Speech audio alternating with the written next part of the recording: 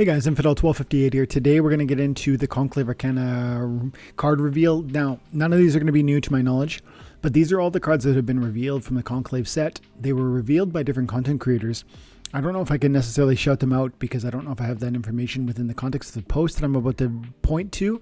But on Peak D, there's a new post that shows all the recent cards, and I haven't talked on some of them. So that's what this video is going to be, me just looking at the stats, commenting on what I'm seeing, pointing out any relevant information. I've done this over the course of different lives and maybe even on my own content creation for two of these cards in particular, but I haven't necessarily done one where I've covered everything. So this is that video.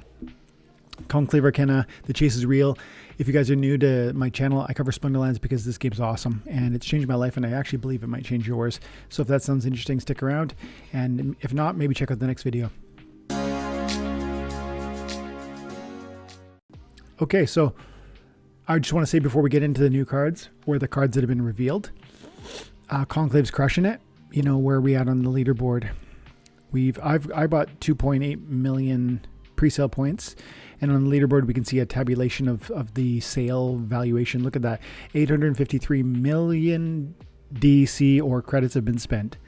Now I know, I wish there was a division there, like how many credits, how many DEC, but I guess it doesn't really matter, because if it's a credit that's spent, it later has to become a DEC, and that's how it works. I don't want to fully explain that. If you don't understand that, yeah, you can ask a question in the comment section and I'll get around to making a video about that. But that's a lot. That's a lot of money, man. That's a lot of money.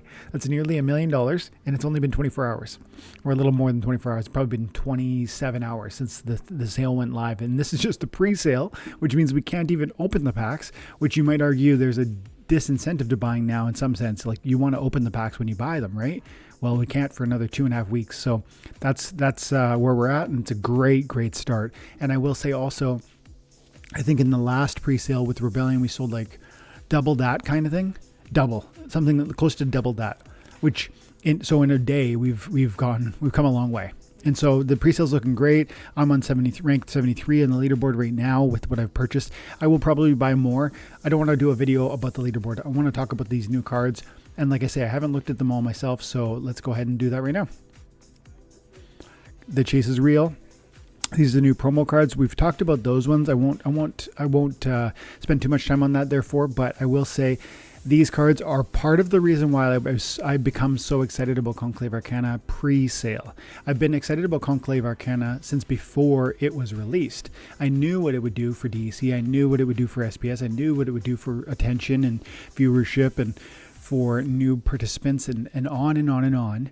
But I didn't know the fullness of what these promo cards would be. And now that I do, with the shapeshift ability, I will say, I'll leave it there. I'll say the shapeshift ability is legendary, and this brand new interpretation of how to engage with Splinterlands. And so, you know, if you don't really know that every monster in Splinterlands has a race or a bloodline, and that bloodline will have certain synergies. So if you're a dwarf, you will synergize with a certain dwarf summoner. If you're a hippo, you will synergize with a particular hippo summoner, or what we call an archon. And those synergies are extra buffs and benefits in the battle mechanic.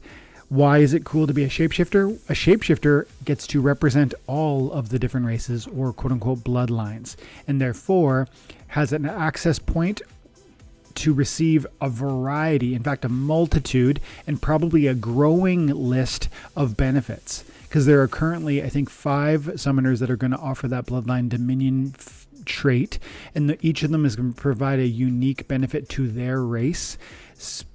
Every one of those bonuses could theoretically apply to these shapeshifters. And so I could spend a whole video just talking about these two, but I'll say the shapeshifter ability is by itself game changing, and they're neutral, and they're amazing stat wise. So it's just like on and on and on. These are very exciting, and I think people aren't yet fully grasping how good these are. So the promo cards, the pre-sale, this is another reason why you need to be paying attention to Splinterlands now. That's all I'll say about those, because we've talked about them already. Giraffe, I briefly talked about this in a live event yesterday, and you should go back and see it. It's 90 minutes live, and I feel it's like that live event was like in my opinion, if I was going to retitle it, I would call it the bull case for Splinterlands, because I go deep on why I'm so excited about Splinterlands right now, why I think this moment is different. And so maybe go watch it. But I'll tell you here and now, something I'm noticing about Vicious Giraffe, two things, and then we'll move on. It's got great stats for what it is. But I think the most meaningful, noteworthy piece about it is its shatter. It fights from the second position because it has reach. That's important because it can be protected from a frontline tank, which are often your main sort of meat shield. Plus, it's not a bad little meat shield itself. But the big thing is it can fire from the second, and it's not doing a huge amount of damage, but it is bringing shatter. Shatter can be huge. And that speed means it fires first, probably, and that's important because it's going to shatter any massive shields on your opponent's side. That's all relevant because of the armor strike and how the armor strike is changing the game, and EMP summoner and what he does. And so again, I don't want to go too deep on any one card, but that is the first piece, the reach with the shatter and the speed. That kit is very powerful, and this is a great common.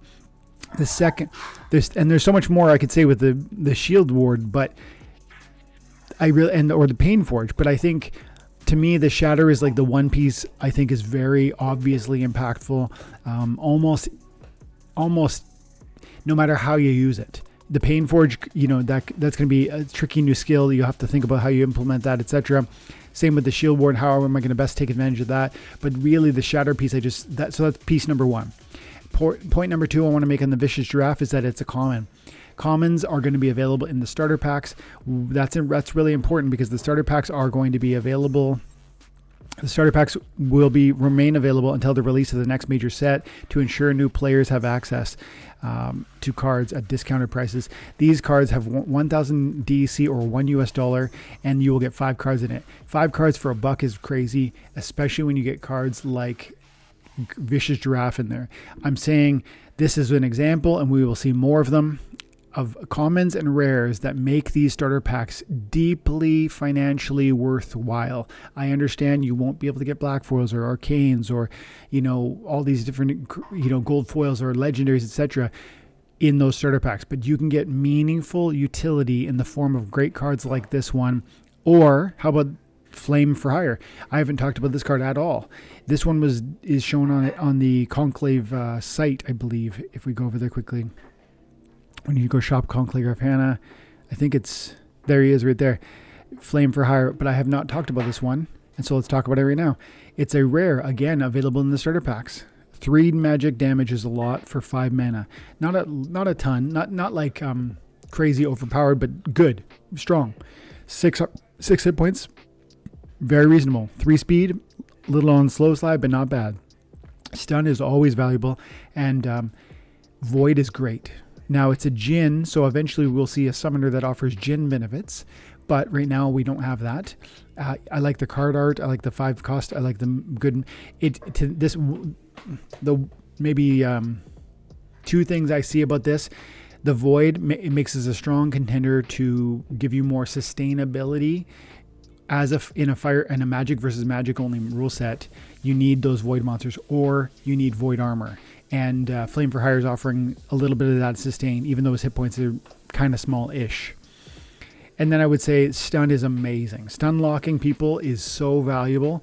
In a magic versus magic only rule set, I would love to have this on the back line, just simply to allow the stuns to happen, probably. But then the Pain Forge, and I'd want to really think through how that one could work. Let's quickly look at that one again. What was the Pain Forge?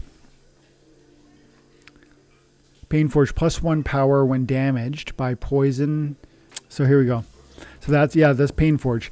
+1. Shout out to Brave Tofu, by the way. He put this together a little with the image and the descriptor. So Pain Forge is +1 power when damaged by poison or burning or hit by an ally. And so if I was to drop a poison on it myself, or if my opponent poisoned me, or if I got damaged by Incendiary, which there is Incendiary monsters on the fire team, then I'm going to grow this damage output, which could be really meaningful, especially for 5 mana. That could add up really rapidly, especially with Triage. If it's being held up by heals and you damage repeatedly, it's going to grow and grow and grow in damage. That's pretty cool. And one more thing, there's also Reckless, which each successful attack deals 1 damage to adjacent units. So there's ways with Reckless to multiply your Pain Forge output. Okay, so that's pretty cool. Forked Tongue Sage. We covered this in the Influencer Town Hall. I'm not going to go spend too much time on it. It's obviously cool. For 2 mana with 2 damage with the magic, with the snipe, it's not, the kit isn't crazy, but for 2 mana, yeah, that's going to get a lot of play. I'm going to use that card a lot, and so will you, and so will everyone, because 2 mana is crazy to have 8 hit points and, you know, this amount of functionality. And then it's always nice to have a Magic Reflect monster, because again, there's a lot of Magic Reflect rule sets, or there's magic on magic, and you go, that's just gonna make me hurt my opponent a little bit more. This card we've talked about a lot. This is so far my favorite card in the set. I think this card is crazy, and I don't want to say too much more about it. Pierce with charge and the Bloodlust is nuts, and yeah, this card's amazing, and for 3 mana. It's absolutely insane. Now, this is our epic card. This is our first epic card. So this card will not be available in starter packs, and this might be the first argument or pointer toward why you're going to want some of the standard Conclave packs, or maybe even, you know, beyond that, you go with the better ones, because how cool would it be to get a black foil of that guy? Okay, and then what else? Happy Quokka. Another cutesy card. 4 mana for 4 damage is crazy. Weapon Train with the melee is nice. The Opportunity is excellent. The Oppress is, you know, of course that's helpful. Good card. Not a crazy card, but good card. I covered this one already. 9 mana, 4 damage output might seem like incongruent, but then you look at Scavenge and you recognize how big that could get. 6 can turn into 12 pretty easy by the time you're done, maybe even 15 or 18. So the hit points are there, and you're under Giant, and you've got the Opportunity with the magic, which is crazy. Plus the 4 magic starts at level 1. I won't say anything else. The triage is huge too. So is the deflect. Then we got Sacrosanct Shanker. I haven't commented on this one yet. Another rare. Another reason why starter packs are going to be amazing. 4 mana for 3 damage with the cripple, self-res, and the Divine Shield. The Divine Shield in conjunction with the self-res is so functional, so helpful, so synergistic, because when you first come into the game, you have a Divine Shield. No matter what damage you take on your first shot, you take no damage because of the Divine Shield. And when you die, you will self-resurrect with a new Divine Shield. So for that reason, and the armor with the hit points means when you self-res, you're going to get 4 new armor, 1 new hit point, and a Divine Shield. That's all very resilient for 4 mana. That's really, really, this is a strong lower end, you know, little league card. I like that. Now, it doesn't have any crazy blast or whatever, but that sort of kit is good distraction material, especially since it's only got 7 hit points. It probably becomes an opportunity distraction for your opponent's team, and that's good because of the Divine Shield and the self-res. So anyways, that's a good card. Another rare. This is the first time I've seen this card. Zar Grrule. It has the taunt with the 8 mana and the 2 damage. Good amount of hit points for a taunt, but no resiliency exactly. It has Pain Forge, so if it gets poisoned or incendiaried, it's proccing more damage. What's that ability again? Expose or something? Is that Expose? I think that's what that's called. Although I kind of forget. Does that pull away my opponent's defensive abilities? I think it might. I could be wrong about this guy, so apologies if I am. It's my first time seeing the card. 2 damage is not a lot for 8 mana, and it's 12 hit points without any silent or without any void or void armor or shield is not a lot. However, maybe there's ways to augment that with summoners to improve its survivability. And you know, it's got the, I think this is this Relentless? What is that? Let's go back to X. That one is called Bloodline Tribute. Okay, so when defeated, all allied units of the same bloodline gain +1 health, speed, and armor, and power to each shared attack. So what that's going to mean is when this card goes down, and it will go down because of taunt, it's going to proc all orcs to get magic damage buffs, armor buffs, hit point buffs, and speed buffs. All orcs. And what else? All shapeshifters. So these bloodline tributes are another piece of how the shapeshifters in the new meta are going to be absolutely, I think, defining of what the meta ends up becoming. So while it might be vulnerable in terms of doesn't have any sort of self-sustain, it doesn't have any shields or dodges or whatever, it's got a decent amount of hit points, and the taunt is great because it synergizes perfectly with the bloodline tribute. That image, I don't know how that resonates with a bloodline tribute. Like I don't see the connection there with that imagery, but art not final, according to Brave Tofu. So there we go. Okay, so a great card, a powerful card, legendary card. I think everybody's going to want that one. Where does it taunt again? Right at the start. And you need the Bloodline Tribute. So I would argue this card needs to be at level 2. And I almost don't care about the 2 magic. The 2 magic going to 1 damage, going to 2 magic. Yeah, of course, at the highest levels that's going to matter. But really, the factor you want out of this card is the Resurgence, or whatever that ability was called. One more time, what is it called? No, Bloodline Tribute. Bloodline Tribute. So, and then, of course, these other abilities are great. But again, Bloodline Tribute with the taunt is what that card is offering, in my opinion. Archer Koi, another rare. Crazy that these cards are available in starter packs. 3 damage, Repair, Painforge, and Fury. Amazing kit for a low mana. There's not a lot more to say about it. It's kind of a little bit on the basic side. The Painforge and the complexity of how best to use that, of course, are going to need more of a deep dive. But I don't want to do that in this video. Let's keep going. Runic Sky Chonk, love the name. I love this art too. She looks like a sassy little one. I love this Uland. And 3 damage output for 5 mana with a good amount of resiliency, but on the slow end. But sometimes that's advantageous because sometimes slow people go first in certain rule sets. It has the armor piercing with a good amount of armor. It has armor piercing with the protect and a good amount of armor. This is very synergistic, very powerful. Now, that will have to be in the first line unless that means something that I don't know about. Let's see. Reckless. Each successful attack also deals 1 damage to each adjacent allied unit. So, Reckless is another way to proc the Painforge. Reckless, or is that the only way? Yeah, okay, my bad. That's the only way apart from poison or incendiary. Question to the audience: Painforge does not mention electrified damage will buff your damage output. It probably makes sense that it should. To anyone who tested this, does electrified proc Painforge? Yes or no? Let's move on. Clearly, this is a strong card, but then it's a little weird how you're going to want to put this in the front line to take advantage of the armor strike, but you don't want it in the front line because it's a little bit weak on the hit points and it doesn't have void armor. Yes, it's powerful. I almost feel like it's a backline monster, and you would really want to use it when there's those unique can attack from any position type of rule sets.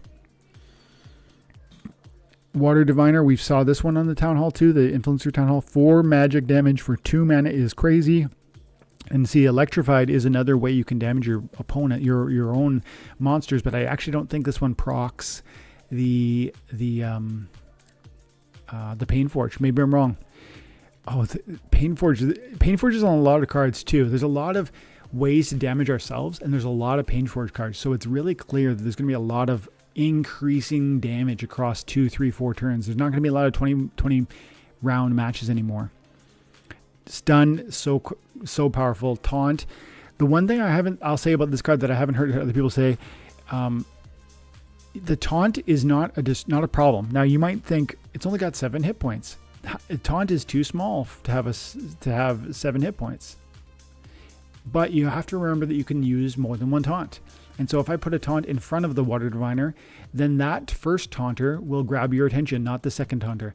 And so that means that my Water Diviner could be sustained or protected by putting a second or a primary taunter in my lineup, which will distract your attention and then enable my 4 magic bomb for 2 mana to stay alive longer, plus the stun, by the way, which is awesome. And then, and maybe all the while this thing... Yeah, and in back to basic rule set, 2 mana for 4 damage is like a new broken high. For the back to basics rule set, that is an absolute must-have. Caravan Guard, I've heard a lot about this one. I heard Django's talking about this one. Look at this, Headwinds, Triage, Echo. Echo and Triage is very synergistic and beautiful. It's a little on the squishy side, and the damage output is not super significant, but the 3 cost makes it all worthwhile. Let's keep going. Paleifala, Weslinath, Gnome. 3 archery damage, 6. It's got decent sustainability for its mana cost and decent damage output for its mana cost. Plus, it's got the sneak with the archery, which is interesting. The close range is irrelevant. I wouldn't want to put this in the front row for any reason, under any circumstance. This is a card you want buried. This feels non-synergistic, unhelpful in the context of what it offers. There is zero reasons why you would want to put this in the front line, because Mimic. Well, first, because the sneak attack damage can't be sneak attack damage from the first. Second, because it doesn't have a lot of hit points, so why would you put it in the front line? Third, because Mimic is an ability that gets better with age. Why would we want to put this card up front where it can die fastest when it's got Mimic? And I want it here in the 5th round, the 10th round, the 20th round to get that many more Mimic opportunities. So for all those reasons, I don't really see the value of the close range. But what's this one again? Let's look at that ability. Go back to X. Reckless Strike attacks true damage. Okay, so true damage means you're not going to shield your damage, my damage down from 3 to 2. If you have shield and I don't have this ability, then if you had shield, I would just do 2 damage with 3 archery. But because I have this ability, I'm going to do 3 damage to your shield monster regardless. So that's cool. But I don't love this card. It's a little on for a legendary. I'm a little bit, because the Mimic, it strikes me as irrelevant. The close range strikes me as irrelevant. Why close range? I explained. Mimic I feel is irrelevant because it sounds like from everyone I've been hearing from and from all the cards we've been seeing, 20 round matches are a thing of the past. And if that's so, Mimic feels less impactful than it used to be. And so for those reasons, I just go, is that a legendary? Interesting. That's my first criticism probably of this new set. Filthy Scavenger, love the artwork. Looks really powerful. 4 mana for 4 damage with the opportunity is always great. And then you get the Ambush, which is crazy. Ambush with 4 is very significant. Incend the is that called? No, that's called. I forget what that's called. But when you die, you cause damage to everybody on the board, all your enemies on the board. And this one, I keep forgetting what that one is. That's Relentless. I gotta memorize this stuff.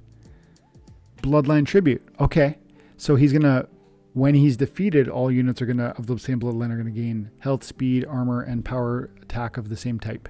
So melee. I don't really. Of course, that's valuable and powerful, but I don't really know. Like, this is not the sort card that I want to die. And so therefore I don't like that first taunt monster we looked at with this ability. I want it to die, and it's going to take a while to die. It's going to be a distraction for a few hits anyways. And this card's going to get eaten alive on 1 shot or 2. And then it's going to proc a benefit to my gnomes. I guess the ambush is like what your constellation is. You get your ambush round 4 bomb, and then you get a first round 4 bomb, assuming your speed is adequate. Then it's going to, well, I guess you could bury it. You could hide it in like the 3rd, 4th, 5th spot, maybe the 6th spot of your lineup, and then let it live and do its work with the opportunity. But then you're denying it the opportunity to enable the Bloodline Tribute, because the Bloodline Tribute requires it to die, and it doesn't have self-res, and it doesn't have, whatever. It doesn't have rebirth. So I mean, great card, 4 mana, great, obviously powerful, but I just don't see the synergy in there with respect to with that ability. With the Bloodline Tribute. 2 mana for 8 hit points and an archery sniper and Demoralize sounds pretty amazing to me. You're going to see a lot of that card in Little League. And it's another common. Epic. I haven't seen this card at all. Umbreal Elemental. Look at that artwork. It looks amazing. It looks like electricity or ice or something. Looks rad. 9 mana, 3 damage. You got a good amount of hit points with the armor, and you have Void, which is amazing. There's no Void armor, but still pretty resilient, decent speed, and the swiftness. Love it, love it, love it. Now the taunt makes it a little susceptible, and it doesn't have the Bloodline Rebirth or Bloodline Tribute or anything like that. So I don't know if I love that taunt, unless you can offer elementals a Void shield with some future Bloodline Dominion summoner, etc. Cool though. Cool looking, good, solid card. But it's not one of my favorites thus far. Thragoon. 9 mana, double striker, or 2 damage outputs. Great amount of hit points, or at least a meaningful amount of hit points. Poison, weaken. Wow. It's return firing your archery damage, and it's got reach. This is a great kit. And the cripple. This is a great kit and an amazing card. This is a rare card. Holy cow, that's an amazing rare card. Again, in your starter decks. Amazing, absolutely must have. Will be played all the time because of its reach, because of its cripple, because of its poison, because of its weaken, because of its, you know, strong sustainability for a reach monster that's really, really good. And yeah, 9 mana is not small, but you're doing a lot of damage theoretically, especially with the cripple. Even if they have shield, you're crippling every time you hit them. Speed's a little low, but the poison, the weaken, and the cripple are worth that price of admission. Great card. Best rare I've seen so far, maybe. And then finally we'll finish off with Bren Pale's Sworn. Human, 2 archery, 3 damage, 5 hit points, 3 speed, 6 mana. Sounds like a great kit with the True Strike. Okay. True Strike's always helpful. Weapon train with the double weapon train, and the sneak. All that's like that. The weapon train with the double is a real shining star in what this guy's capable of. The sneak attack is, you know, this is a strong sneak attack monster. The True Strike is great because, man, sometimes sneak defense is sometimes based on evasion. And so my opponent may put like a dodge flight monster on the back line, so I will have a really solid chance of missing when I sneak attack. But this is going to go ahead and say no to that with the True Strike. And the weapon train is awesome as well, obviously, especially in those rule sets where anybody can attack from any place. This is going to provide double.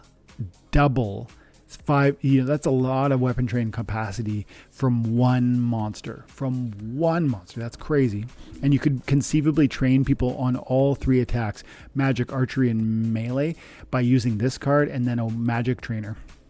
And then it's got shapeshift. So it's going to enjoy all of the different benefits from all the different summoners. It's funny that we actually didn't show the summoners in this big reveal, because we know that they exist, or that they have been revealed. I noticed that Cavewise Wayfinder is not mentioned in there. I noticed that Aerial Shield Maiden is not mentioned in there.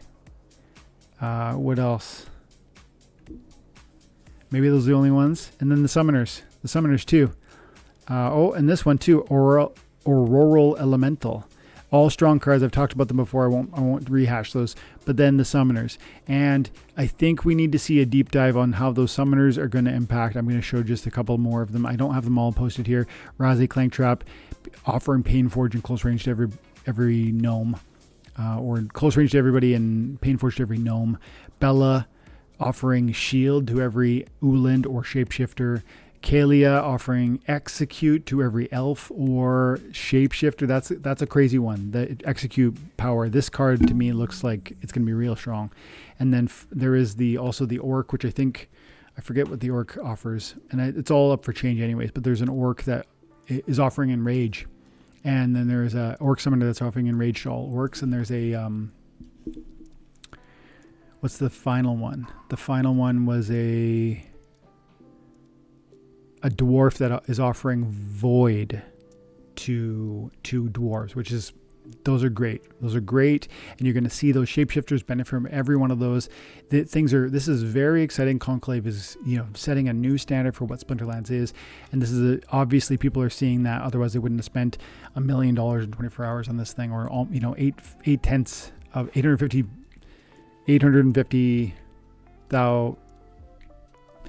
It's $850,000 US in 27 hours on these cards. So Brave Tofu gets it. Look at that, 54 million spent by him. DC, is that DC or points? I forget now. Either way, a lot of money. And Cryptomancer, yeah, but Matt, the team putting their money where their mouth is. A Brockman going hard with a big bulk buy. Same with YGG. Good for them. Trash Panda in the mix. Good for Trash Panda. And then let's see if I recognize any other names before we wrap up. Jeff opens cards in the top 20. Maisie, 14.